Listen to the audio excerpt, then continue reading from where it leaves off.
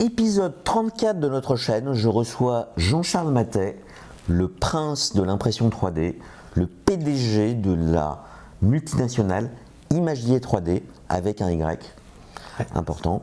Et je vais l'interviewer, oui, j'interviewe un champion du monde aujourd'hui, je vais l'interviewer concernant justement l'impression 3D. Exactement. Alors, ça part d'un constat. Oui. Qu'il y a de plus en plus de deluxification proposée dans les jeux sous forme de tokens en plastique, d'inserts qui sont soit incluses dans les jeux et dans les Kickstarter, les all-in, les niveaux de pledge Kickstarter, soit au contraire des boutiques Etsy qui fleurissent, dont Imagier 3D, qui vont proposer des compléments justement, des inserts, des pions. Toi, tu proposes, je crois, des pions pour Tyran de l'ombre terre. Exactement. Pour Os, des etc. inserts pour Underwater City. Voilà, des inserts pour Underwater City. Et en fait, il se trouve qu'il y a un vrai marché là-dessus. Et la question, c'est, au final, qu'est-ce que ça représente d'imprimer en 3D chez soi ? Quels sont les efforts? Et en fait, j'ai pas mal de questions qu'on va poser à Jean-Charles et que moi j'avais posé au préalable parce que je voulais aussi passer à l'impression 3D. Exactement. Moi, l'idée de base de l'impression 3D, c'est si on aime un jeu, au lieu d'en acheter un autre ou un autre ou un autre, autant le rendre mieux pour qu'il soit plus facile à sortir. Tyran de l'ombre terre, si on a les inserts et ça, le jeu il rentre dans la boîte slivée, alors que si on n'a pas d'insert, il rentre pas dans la boîte slivée. Ça, on en a fait une hier et je confirme. Donc voilà, et aussi si on met des jetons en plastique dessus, ça rend l'aspect plus joli, on arrive mieux à lire le plateau. Typiquement, je pense que Hanami Koji, qui est un petit jeu de cartes absolument fabuleux, on en a déjà parlé, je vais m'imprimer des geishas en 3D pour chaque carte. Voilà, non mais ça je comprends. Et c'est juste plaisir. Ça rajoute du plaisir, de l'immersion. Des fois, c'est pour ne pas oublier une règle. J'en reparlerai plus tard, je pense. Mais par exemple, j'ai imprimé des petits éléphants pour John Company. Parce que quand il y a le gros éléphant, et on peut mettre des petits éléphants pour se rappeler que plutôt que de mettre des petits cubes orange. Oui. C'est juste. Ça rend le jeu plus sympa. C'est du goodies. C'est du goodies, voilà. Donc, alors moi déjà j'ai une question, c'est toi, comment t'es arrivé à l'impression 3D? Star Trek. Dans Star Trek, il y a les réplicateurs. Ils appuient sur un bouton, il y a un objet qui arrive. Et fondamentalement, le plus proche qu'on arrive de ça aujourd'hui, c'est l'impression 3D. Grosso modo, tu appuies sur un bouton et il y a quelque chose qui s'imprime devant toi. Et ça m'a tiré en termes de technologie parce que je pense que c'est le futur. Du coup, on arrive sur des circuits ultra courts. Quand quelque chose se casse, on peut le réparer à la maison. Ça, c'est même utilisé dans l'industrie. Hein. Oui. Vincent nous l'expliquait sur les problèmes de ferroviaires, etc. Les gens arrivent avec des imprimantes 3D, impriment des pièces de rechange pour réparer des choses de manière industrielle. Donc, exactement. Et du coup, par exemple, typiquement, ma sœur, elle avait eu un problème avec son évier. J'ai imprimé, et qui est en train de s'effondrer, enfin tout un truc. J'ai imprimé une pièce de plastique, et maintenant, du coup, au lieu de réparer la chose, maintenant, il y a un patch qui fait qu'elle pourra le réparer dans 1 ou 2 ans. Donc c'est ça qui m'a attiré comme dans cette technologie, de pouvoir faire de la réparation assez high-tech, réparer des objets que j'avais chez moi et tout ça. Et alors, tu as commencé comment au final? Alors, au début, j'avais pas forcément beaucoup d'argent. J'ai acheté une Enders 3 V2. C'était il y a combien de temps? C'était il y a 2 ans et demi. Il y a 2 ans. La machine est toujours actuelle ou... Oui, elle est achetable. D'accord. Et il n'y a pas une V3 Peut-être. Alors, les Enders, il y a beaucoup de modèles qui sortent assez régulièrement, mais la Enders 3 V2, elle est... Et en plus, la numérotation dans ce truc, c'est celle d'après, ça sera peut-être la Enders 4 V1, et après celle d'après, ça sera la Enders 3 V4. Ouais, c'est un peu compliqué à suivre. C'est numéroté, faut regarder sur les forums. Quand j'ai acheté ça, je me suis dit, tiens, je vais imprimer des trucs. Pendant les 2 premiers mois, j'ai imprimé ce qu'on appelle des spaghettis. Donc, parce que il faut que ça soit bien aligné, faut que tout soit parfait. Ah, c'est une technologie C'est quand même qui est très très précise. Ouais. Très précise, et au début ça marchait pas, et du coup ma buse d'impression, elle imprimait du spaghetti et ça tenait sur rien. Et je me dis mais je me suis fait avoir. Mais d'ailleurs, je trouve que tu as été très persévérant pour. Oui, mais j'ai pleuré. Moi, j'avais dépensé 300 €, ce qui était beaucoup d'argent pour moi à cette époque. Et c'était dur, et j'ai persisté. Je me suis dit, est-ce que je vais la rendre et tout. J'ai réessayé, j'ai regardé sur des forums. Les gens ils disent, oui, c'est pareil, j'ai le même problème. Donc j'ai essayé. Et tout d'un coup, par magie, un jour, j'ai réussi à imprimer quelque chose. C'était pas parfait, mais c'était genre un plaisir ultime de se sentir un peu Dieu, de créer de rien, quelque chose à partir de rien. Parce que fondamentalement, il n'y a rien, et après, il y a quelque chose. Il y a quand même du plastique. Oui, mais au début, sur la plaque, il n'y a rien. Et après, on revient, et il y a quelque chose. C'est quand même assez magique comme sensation. Enfin, j'ai trouvé ça assez plaisant. C'est un des trucs qui me plaisait au début. Et quand ça imprime, j'aime bien regarder l'impression parce que c'est très joli, c'est très détendant. On voit la buse se balader lentement. C'est très sympa. Et tout d'un coup, je me suis dit, tiens, et je vais imprimer mes bandits pour Oath. Oath, c'est un jeu très immersif et de ça. Et Cole Wehrle m'a dit, même plusieurs fois dans l'interview, il n'y a pas besoin de jetons pour ça, parce que les joueurs savent que quand il n'y a rien, il y a un bandit. Sur les cartes. Sur les cartes. Sauf que moi, j'oublie. Et du coup, on oubliait la règle. Donc, j'ai imprimé des bandits. Mais donc, les bandits, c'est toi qui. Non. Qui a conçu les bandits? Non, je les ai trouvés sur Internet. Ok, on y reviendra. Donc j'ai trouvé ce fichier sur Internet, j'ai imprimé avec un... Tu veux que je tienne le micro? Non, bah c'est moi le journaliste. Hein. Et je les ai imprimés avec un PLA enrichi en bois, donc ça fait un espèce un peu effet bois. Et c'était très joli. Et Pablo, il m'a dit... Pablo est un joueur qui est venu jouer chez toi à Oath. Ouais, c'est quelqu'un à qui je joue beaucoup. Et il m'a dit, tu sais quoi, tu devrais les mettre sur Etsy. Je lui ai dit... Personne ne va acheter ça. Il m'a dit, mais vas-y, je connais. Je dis, bon, d'accord. Et je les ai mis en ligne. Et je lui ai dit, bon, au pire, j'ai fait ça bien, j'ai pris des photos et tout. Et j'ai dit, au pire, si j'en vends 2 dans l'année, bah, ça va être très bien. Ça va financer un petit peu. Bah, le premier mois, j'ai eu 40 ventes. Parce que j'étais le seul à vendre ça sur Internet. Et je dis, ah, c'est bien. Et du coup, j'ai commencé à faire ça un peu plus professionnellement et tout.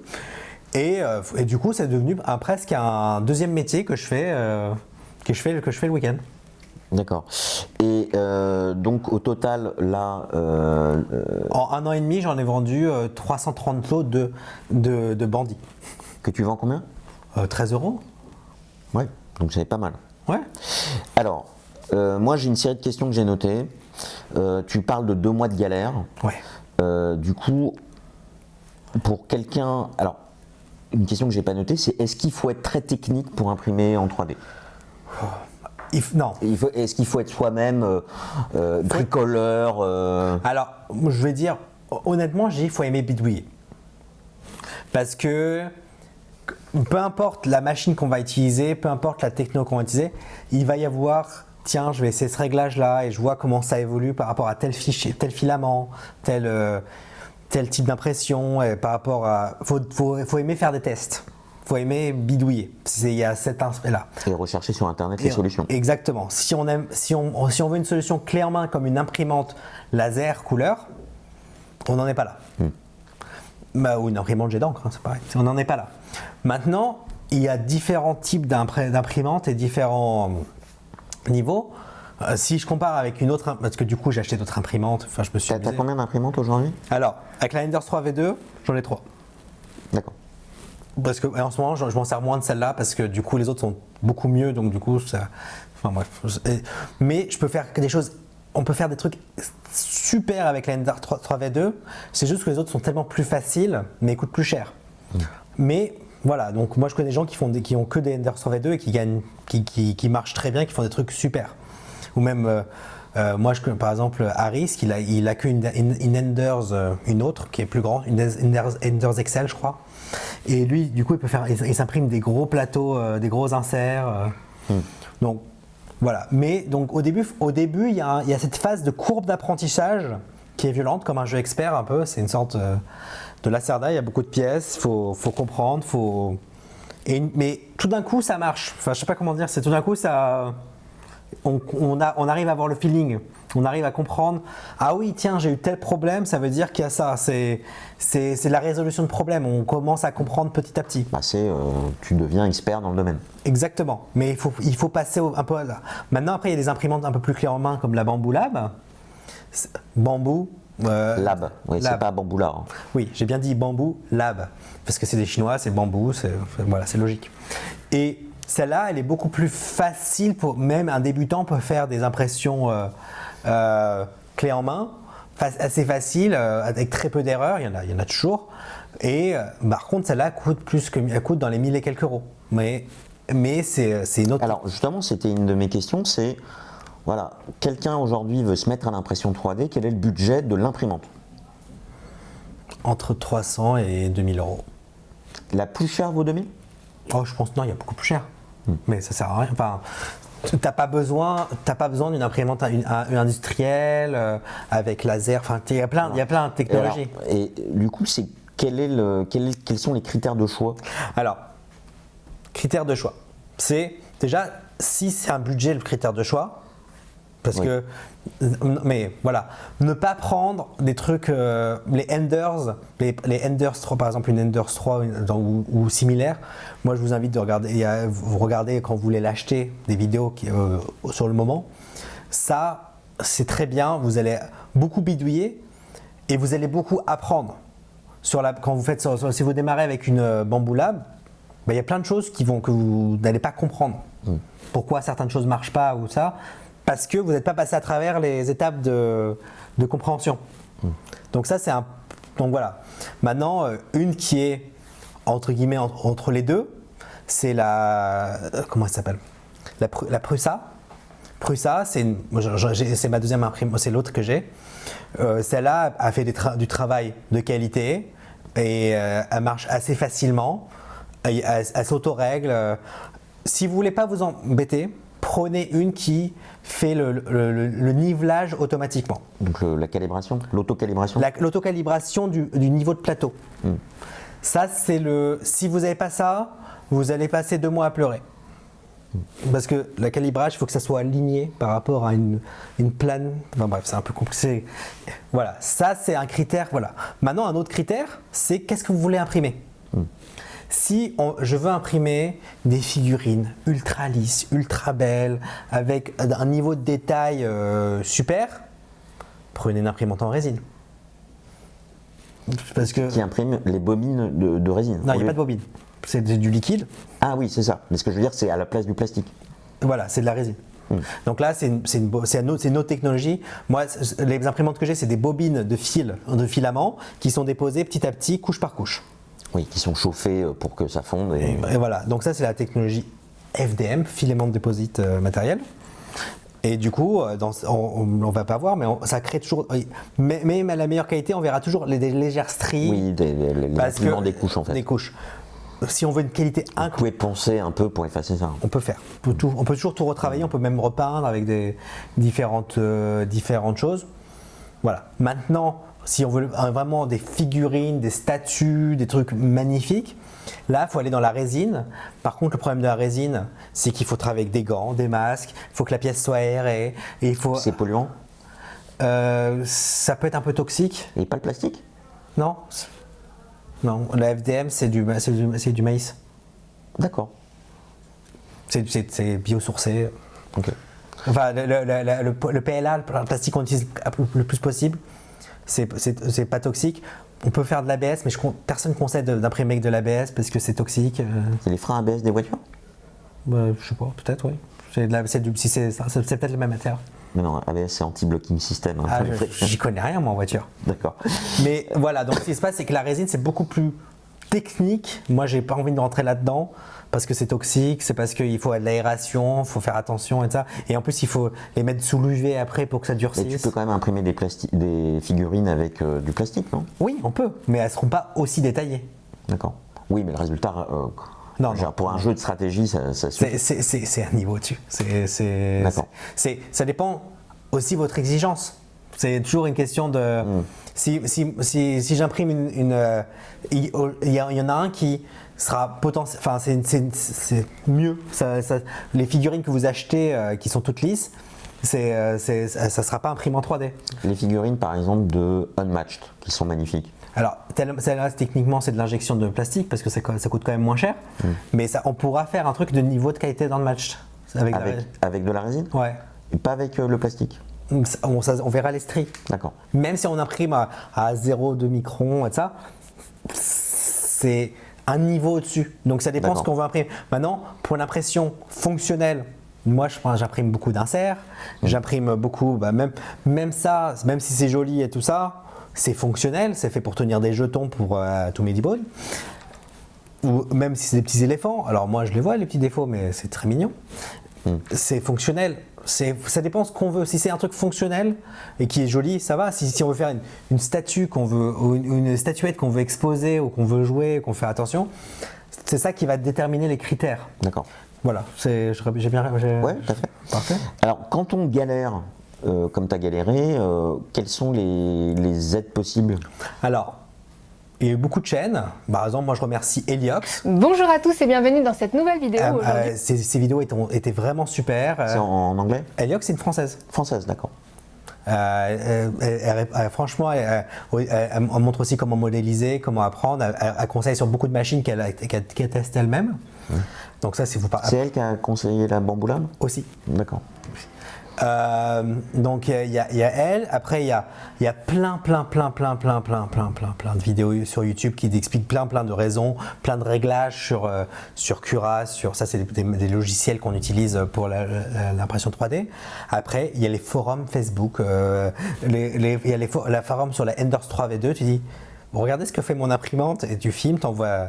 Les gens ils te disent est-ce que tu as fait ça? Est-ce que tu as fait ça? Et du coup ils te donnent des guides, des indices sur comment regarder. Et ils disent je suis sûr que tu n'as pas fait ça. Enfin, et c'est toujours à peu près les mêmes bugs qui reviennent au début parce qu'on fait tous les mêmes erreurs. Mais en tout cas, ça nous aide. Enfin, voilà. Après. C'est là où on dit qu'il faut être un peu bidouilleur et système D, quoi. Voilà. Après, au début, moi personnellement, ma Enders 3V2, elle a quand même pris feu à un moment. Mais c'est pas grave. Il vaut mieux avoir un extincteur chez toi. Oui, mais c'est parce que j'ai fait une erreur. J'étais au début, mais bref, mais c'était pas grave. C'est le filament qui était parti dans tous les sens. Mais c'est pas bon. Ça c'est pas très grave le feu. Tu parles de PLA, d'ABS, etc. C'est quoi les différences entre les bobines? Alors, grosso modo, moi j'imprime principalement en PLA, donc en plastique qui vient de maïs. Après, il y a différentes matières, il y a le polycarbone, il y a le PETG et ça. C'est juste c'est des matières qui vont avoir des différentes applications mécaniques. Par exemple, là, je suis en train de discuter avec elle pour imprimer des lunettes. Je ne vais pas les imprimer en PLA parce que le PLA n'a pas une très grande résistance à la lumière. Et par exemple, c'est bien pour y jouer tous les jours sur la table, mais si je les mets au soleil, ils vont perdre de la couleur. D'accord. Donc, c'est pas très grave, il faut le savoir. Et il y a des plastiques qui vont mieux résister à être rechauffés et qui vont pas perdre leur celui-là, si je le chauffe, ils font. D'accord. Donc, ça dépend de ce qu'on va faire comme utilisation. Donc, chaque plastique, et ça s'apprend, quand on les achète, ils vont te dire ça, c'est plus ça, par rapport à des résistances techniques. Si demain, je dois faire un objet technique, par exemple, une pièce de machine à laver, je regarderai si ce ne serait pas plus du tel ou tel plastique ou tel plastique pour mon utilisation. Ça dépend par rapport à la chaleur, par rapport à l'usure, par rapport à… Oui.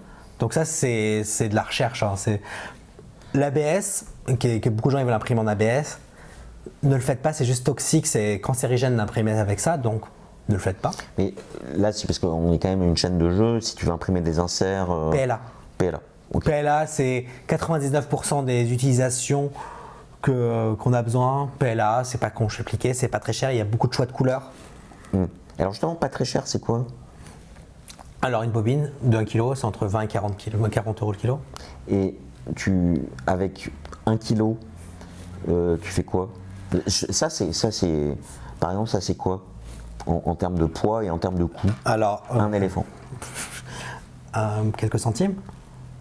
Alors voilà. Alors les questions qu'on me pose, ils disent oui, l'électricité ça coûte cher parce que ça utilise l'électricité, parce que ça chauffe à 180 degrés ou 200 degrés le plastique. J'ai fait tourner ma Enders 3V2 nuit et jour pendant 3 mois. Enfin pour des mois complets. Ça me coûte 2 € d'électricité par mois. Donc c'est un budget. C'est pas ça qui coûte cher. La bobine, elle pèse 1 kg. Ça dépend de ce qu'on imprime. Si on imprime ça pèse 100 grammes. Donc ça coûte. Alors, il faut savoir que, en fait, les parties pleines de plastique, il y a 15% de plastique. La plupart du temps. C'est très poreux, en fait. La plupart du temps, on n'imprime pas plein, ça sert à rien. Donc on imprime vide et c'est C'est solide. des structures d'alvéoles ou de nids d'abeilles. Voilà, et qui rendent la chose plus solide bizarrement que si c'était plein. C'est de la physique après, c'est dur à expliquer. Mais on utilise ça c'est une dizaine de grammes, donc enfin je sais pas, 10-20 grammes, c'est pas ça qui pèse. Donc 10-20 grammes, si la bobine pèse 1 kg, oui, on peut faire un paquet de trucs. Hein. On peut faire un paquet de trucs, donc même s'il coûte 40 €, si je fais un truc à 100 grammes, ça me coûte 40 centimes. Donc voilà, admettons que ça pèse 100 grammes, ça coûte 40 centimes. D'ailleurs, dans les logiciels, alors moi je suis sur la Bambulab, je vois, mais ils indiquent quel est le coût d'impression en fonction de la bobine et de l'électricité. Exactement, donc tous les logiciels peuvent le faire, mais il faut rentrer les paramètres de chaque bobine à la main. Donc on dit, voilà, cette bobine, j'ai acheté tant, et du coup quand il sait que tu t'as imprimé, tu utilises tant de filaments, donc il te dit que ça coûte tant. Mais c'est vraiment, on parle de. Oui, c'est très peu. Moi, quand je fais de la vente sur de mes bandits, voilà, très clairement, je les vends 13 €. Ça me coûte, on va dire, parce que ça s'imprime en tant de temps, machin. À la fin, ça me revient 1 ou 2 €. Plus les frais de port. Et après, il y a les frais de port. Les frais de port, il y en a pour 2 €. Donc, plus les frais d'Etsy. Oui, mais ce qui me coûte le plus cher dans l'histoire, c'est les frais de port. Les gens, ce qu'ils achètent, c'est le frais de port et la machine qui tourne. Mais c'est pas assez. Donc voilà, oui, c'est ça qui coûte cher. Oui. Alors justement, tu parlais du temps. C'est long. C'est long. Oui. Ah oui, alors faut pas croire qu'on lance une impression et on revient 30 secondes après. Ouais. On n'en est pas au niveau de Star Trek malheureusement. Alors la Bambulab imprime très rapidement. Mais alors très rapidement, ça c'est déjà plusieurs heures. Hein. Oui. Alors, c'est très long. Hein. Vous imprimez des inserts, le logiciel va vous dire vous en avez pour 7 heures. Oui. Alors, juste pour donner un exemple, moi, très bien parce que je l'ai imprimé sur les 3 machines. Un set pour tirant de l'ombre terre, donc c'est 40 jetons plus 5 bonhommes par couleur. Oui. 5 espions. 5 espions. Sur la Enders 3V2, un set c'était 16 heures. Voilà. Sur la Prussia qui est un peu plus rapide, c'est 10 heures. Et sur la Bambulab, c'est 2h30. 2h30, oui. Oui, donc on passe de 16h à 2h30. Oui, la Bambulab est extrêmement rapide. Alors je dois dire que c'est bruyant. Oui. Quelle que soit l'imprimante. Hein. Alors plus c'est rapide, plus c'est lent, plus c'est bruyant. Oui. Alors là, concrètement, c'est bruyant. Moi personnellement, la Prussa quand elle tourne, je l'entends quasiment pas. Enfin, c'est un bruit de fond. Ça fait ouh, et j'arrive à dormir avec parce que bref, mais les gens qui n'arrivent pas à dormir avec leur imprimante qui tourne. Je reviens sur les consommables et sur les imprimantes. Où est-ce qu'on achète ? Alors, vous avez trois possibilités. Soit vous allez dans votre imprimeur local. À Paris, il y en a un qui s'appelle Let Me Know, qui est juste à côté de.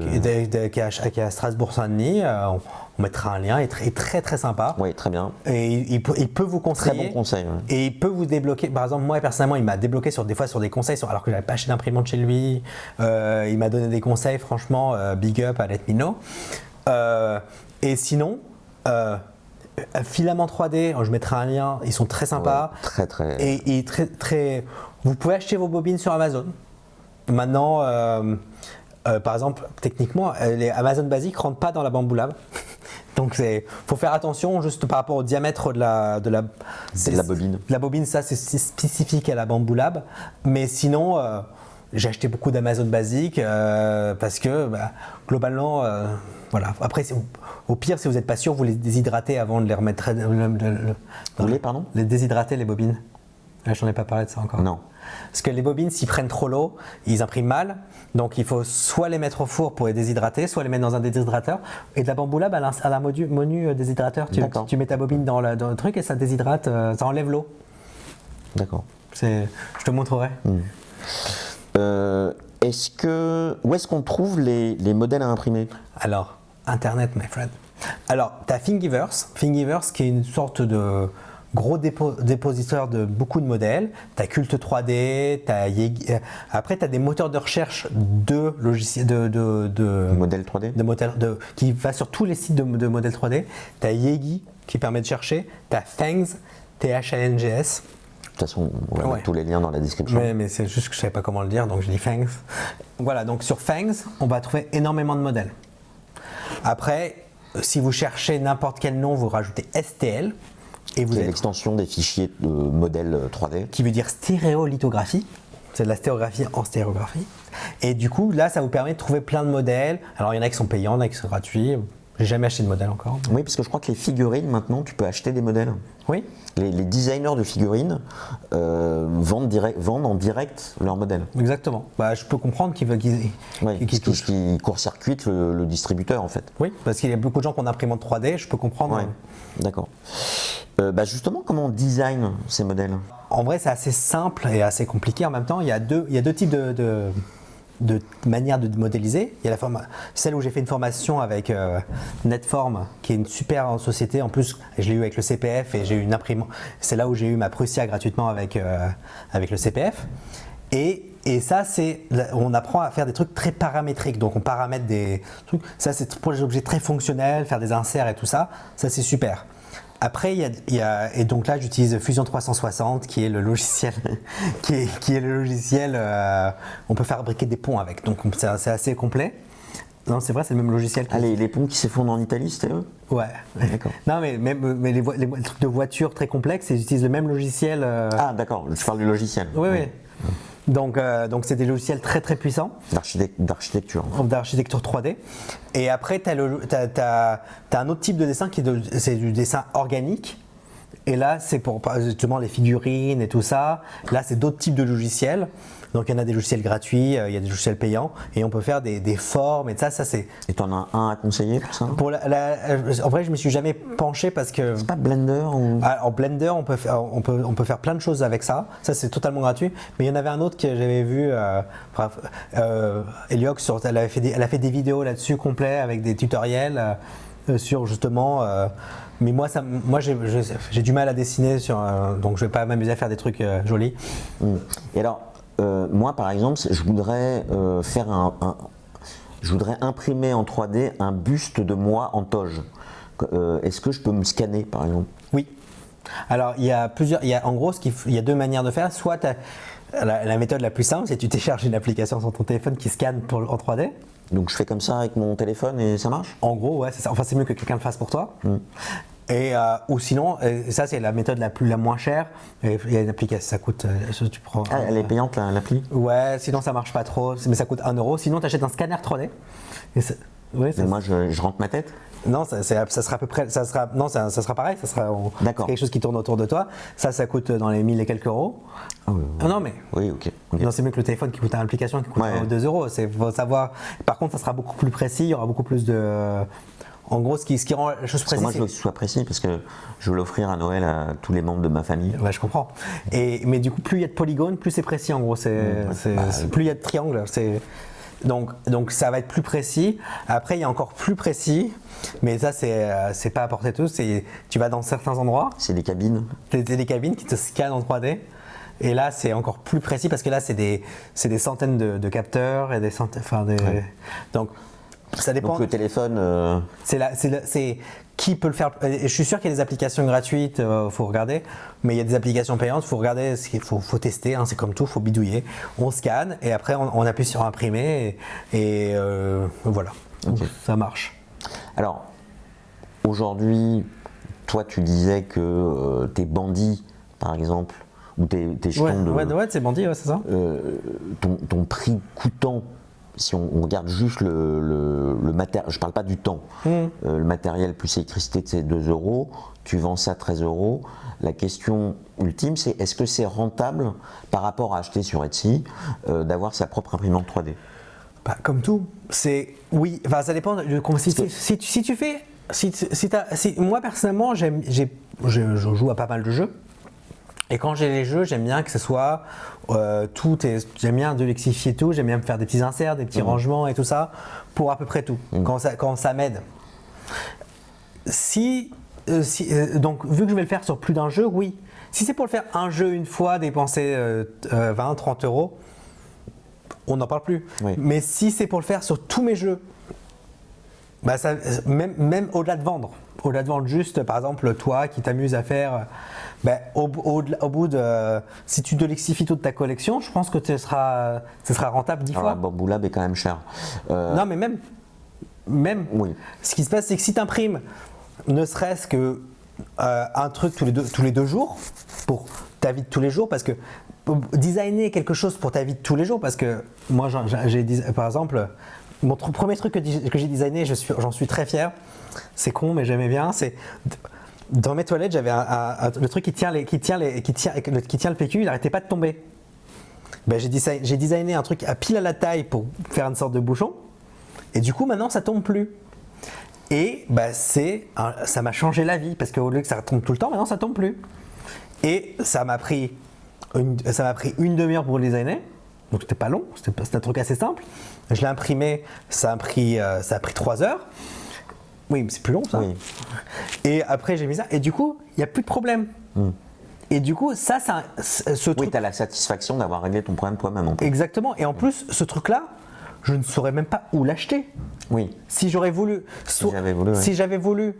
le remplacer, j'aurais dû changer tout le système, donc c'était plus polluant. Et pour retrouver cette pièce-là spécifiquement, je pense pas que ce soit achetable. Ok. Moi j'ai une expérience différente. Je pense que il faut aussi, si vous voulez acheter une imprimante pour luxifier vos jeux, faire des inserts, etc. Faut pas penser à la rentabilité. Je pense que c'est aussi et surtout un achat de plaisir. C'est un hobby lié à la curiosité de découverte de la techno. Oui, mais moi je pense que au bout d'un an et demi, parce qu'après c'est une question de quantité d'utilisation, parce que tu vas faire. Moi personnellement, l'année dernière, j'ai offert des cadeaux que des impressions 3D à tous mes amis. Ça me fait imprimé une ananas. Il y a effectivement des sextoys sur Thingiverse où vous pouvez télécharger. Exactement. Mais j'ai imprimé un ananas, par exemple, j'ai un ami qui s'appelle Léo. C'est un lion et j'ai imprimé un lion. Moi, j'ai pas eu de cadeau. Hein. Non. Je t'ai fait acheter une imprimante 3D. C'était ça. Quel cadeau. Mais donc du coup ça permet de faire des cadeaux sympas. J'ai imprimé des plaques, donc j'ai fait des plaques par exemple. Tout ça c'est des budgets que du coup je dépense plus. Et si on imprime assez régulièrement, en un an et demi, grosso modo, une imprimante est rentabilisée, même en argent qu'on dépense pas ailleurs. Oui. Alors j'ai quand même la Bamboo Lab par rapport à la Prusia et Landers V3V2. Ouais. Un truc où on ne pense pas, mais elle est compatible avec des chats. Oui. Parce que vous avez des imprimantes qui sont complètement ouvertes et qui impriment sur un plateau qui est ouvert. Ce n'est pas compatible avec avoir des chats à la maison. Oui. La Bamboo Lab est dans une espèce de caisse fermée où vous avez une porte qui s'ouvre et vous récupérez le modèle 3D. Ça, c'est compatible avec des chats. Exactement. D'ailleurs, ce qui est très très drôle, c'est que dans la description, quand j'ai fait la formation, ils nous ont donné les bugs les plus communs des impressions 3D. Et ils disent votre impression fait ça. Et un truc dans le bullet point, dans c'est les causes possibles. La cause possible, c'est vous avez un chat.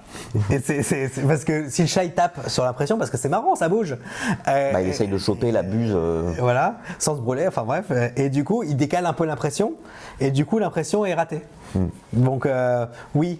Donc toute imprimante qui a un caisson fermé, c'est mieux si vous avez des chats. Après, sinon, vous pouvez si vous mettez votre imprimante ouverte dans un meuble, ce qui est totalement mieux et aussi c'est bien pour éviter les courants d'air. Courant d'air, c'est l'ennemi de l'impression 3D. Donc, si vous le mettez dans un meuble, ça aussi, ça protège des chats. D'accord. Bah écoute, je pense que... Bon, t'avais tout fait toutes tes questions? Ouais, je crois que c'était toutes mes questions. Bravo. Voilà. Eh bien écoutez, on Donc, remercie Donc si vous notre avez des expert. questions, posez-moi des questions, Voilà. j'essaierai Et de répondre. alors, on n'a pas parlé de qu'est-ce que c'est qu'ouvrir une boutique Etsy et se mettre à vendre de la 3D sur Etsy. Comme je vais faire une amorce de réponse pour toi, c'est un vrai boulot. Oui. C'est-à-dire que ça prend du temps d'imprimer, il faut avoir ses imprimantes, une ou plusieurs imprimantes qui tournent tout le temps.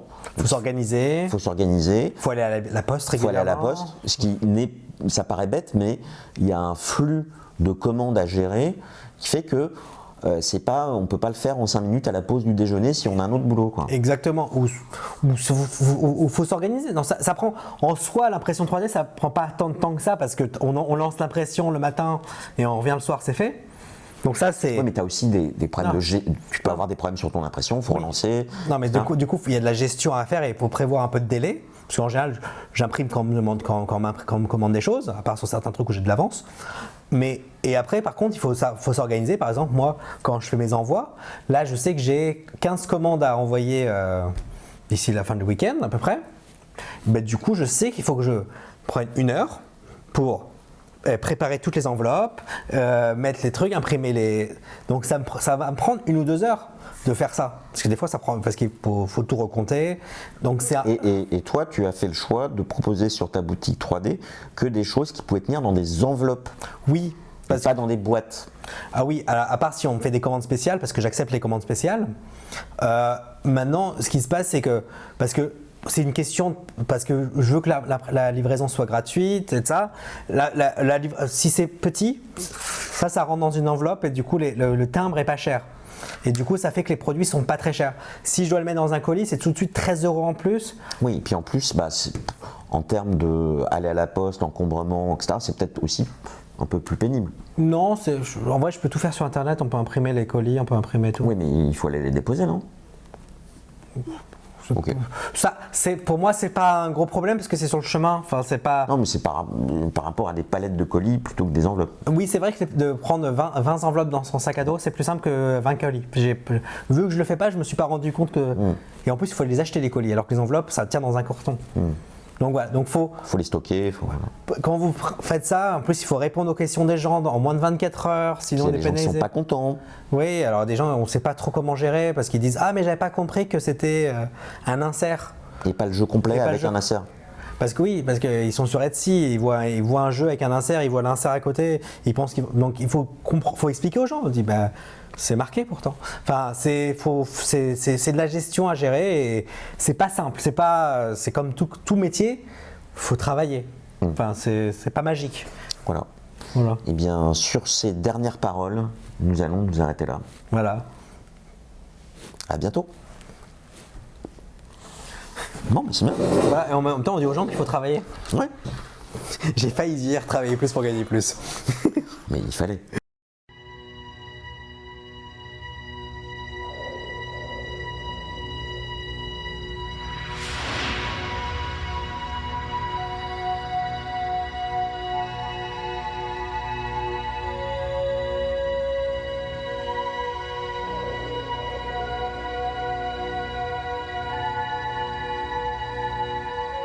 L'espace, l'ultime frontière. Voici le vaisseau galactique Enterprise. Sa mission, explorer des mondes nouveaux et étranges.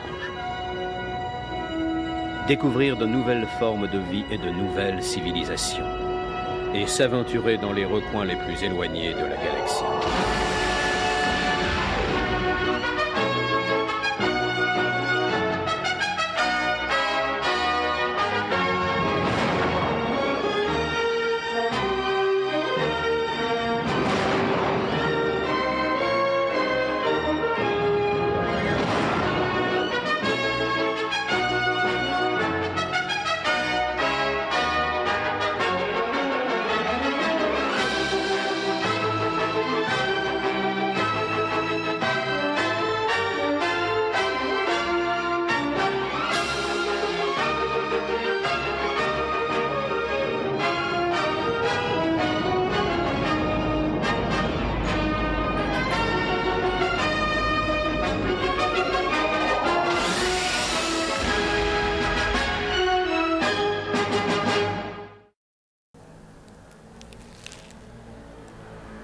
Peut-être que ça dure une demi-heure.